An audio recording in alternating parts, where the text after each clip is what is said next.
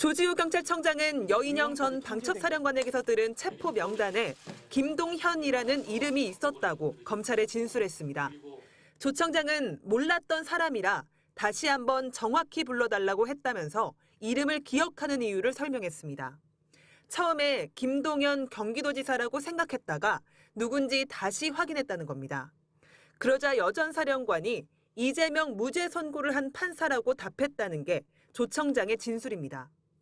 김동현 판사는 지난해 11월 25일 이재명 더불어민주당 대표의 위증교사 의혹 1심 재판에서 무죄를 선고한 서울중앙지법 소속 판사입니다. 조 청장은 15명 가운데 여 전 사령관이 맨 처음에는 이재명, 마지막에는 김동현을 언급했다고 기억했습니다. 앞서 헌법재판소의 증인으로 나온 여 전 사령관은 명단에 대해 이렇게 답했습니다. 명단에 대한 구술은 있었지만 그 부분이 조지호 총장이 기억하는 것도 다르고 제가 기억하는 것도 다르고 해서 그건 형사재판에서 따져봐야 될 것 같습니다. 지난달 검찰은 조 청장을 기소하면서 공소장에 김 판사의 이름을 넣지 않았습니다. 하지만 김 판사 이름을 명확히 들었다는 조 청장의 진술이 구체적으로 확인된 만큼 사실관계 규명이 필요하다는 지적이 나옵니다. 여 전 사령관이 군 판사 4명에 대해서도 성향 파악을 지시했다는 증언도 이미 나온 바 있습니다. 4명 모두 박정훈 해병대 대령 항명 혐의 재판을 담당했던 판사들이었습니다. 상황이 파악이 안 돼요. TV를 켰는데 네. 보니까 이제 국회 개헌군들이 들어가 있는 상태였고 네. 상당히 정상적인 상황이 아니기 때문에 중단했습니다. 법관 체포는 윤 대통령 탄핵 심판에서도 국회 측이 핵심 쟁점 중에 하나로 제시해왔습니다. MBC 뉴스 조희원입니다. 윤석열 대통령이 비상계엄을 선포한 직후인 3일 밤 10시 30분쯤 조지호 경찰청장은 여인형 방첩사령관에게 전화를 받았습니다. 정치인 등 15명을 체포하려고 하니 실시간 위치 정보를 파악해달라는 요청이었습니다.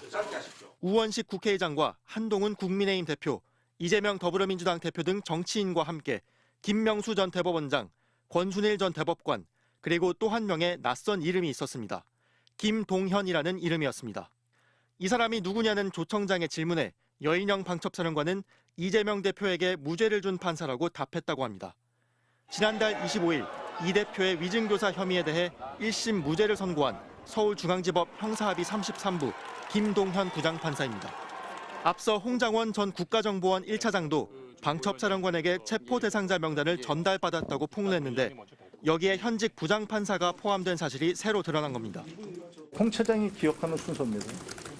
이재명, 우원식, 한동훈, 김민석, 박찬대, 정청래, 조국.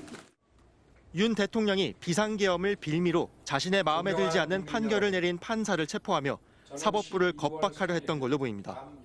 여인형 방첩사령관은 나아가 체포조로 안보수사관 100명을 달라고 요청했고 방첩사의 연락을 받은 경찰은 강력팀 형사 10명을 국회 앞에 보낸 것으로 전해졌습니다. 조 청장은 다만 방첩사의 체포 협조 요청을 거부하고 묵살했다고 주장했습니다. 체포를 도움이 되는 수사관 100명의 파견이라든지 위치 정보 확인 이런 것도 모두 거부했고. 조 청장은 방첩사령관이 말한 체포 대상자 15명을 다 기억하지는 못한다고 했는데 그러면서도 마지막에 국민의힘 한동훈 대표의 이름을 불렀다고 전했습니다. MBC 뉴스 손구민입니다. 조지호 경찰청장, 홍장원 전 국정원 1차장, 김대우 전 방첩사 수사단장. 이 세 사람은 여인형 전 방첩사령관으로부터 명단을 직접 들었습니다. 명단을 전부 다 기억해내지 못한 한계는 있지만 홍 전 차장이 작성한 메모와 비교하면 이재명, 우원식, 한동훈, 박찬대, 정청래, 김명수 6명이 일치합니다. 여 전 사령관이 불러줬다는 명단 숫자도 14명에서 16명으로 3명 다 엇비슷합니다. 여 전 사령관과 가장 먼저 통화한 건 조 청장입니다. 조 청장은 비상계엄 선포 직후 여 전 사령관이 체포할 사람들이라며 15명 이름을 불렀다고 검찰에 진술했습니다. 이후 두 번째 통화에서 한동훈 전 대표를 추가했다는 겁니다.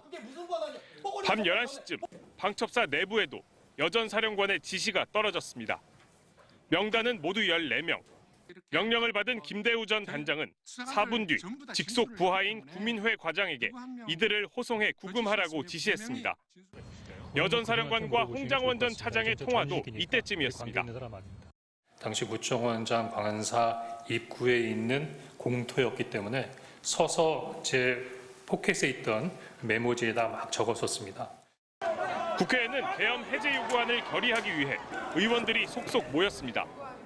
국회에 도착한 특전사 계엄군은 본청 유리창을 깨고 진입했습니다. 방첩사 체포조에 새로운 지시가 전파된 것도 이때입니다. 우원식, 이재명, 한동훈 3명에 집중하고 검거한 대로 포박하거나 수갑을 채워 수방사로 데리고 가라는 지시였습니다.